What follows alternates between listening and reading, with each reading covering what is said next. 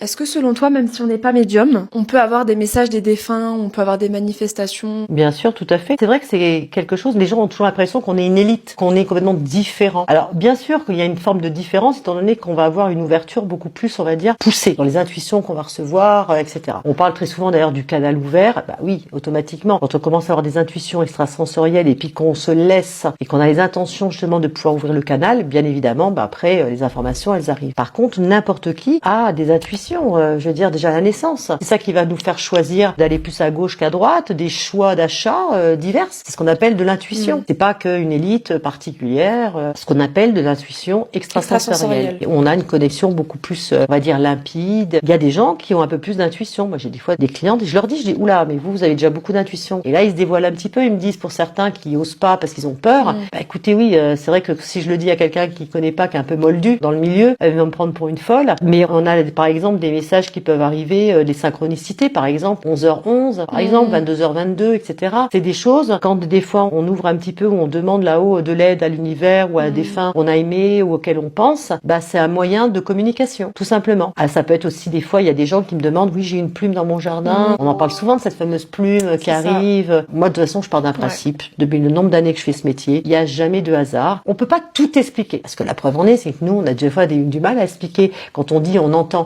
pas réellement, puisque c'est les âmes qui nous transmettent directement des messages. Mais c'est vrai que quelqu'un qui n'y connaît rien, lui expliquer. Alors que c'est une âme, machin, bah, sur 1 heure de consultation, je vais mettre déjà 3/4 d'heure à lui expliquer comment ça fonctionne. Donc, on va dire on entend. Est-ce que c'est ce qu'on appelle, voilà, il y a un côté audition qui fait que le canal et les messages passent. D'ailleurs, je conseille souvent aux gens d'écouter leur première intuition quand ils ont un achat à faire ou une décision à prendre dans la vie au quotidien, au niveau du travail, que ce soit au niveau sentimental, etc. On a à un moment donné le pouvoir de dire, bah, j'ai plus là envie d'aller là, parce qu'il y a quelque chose qui me pousse à aller là, qu'on appelle l'intuition.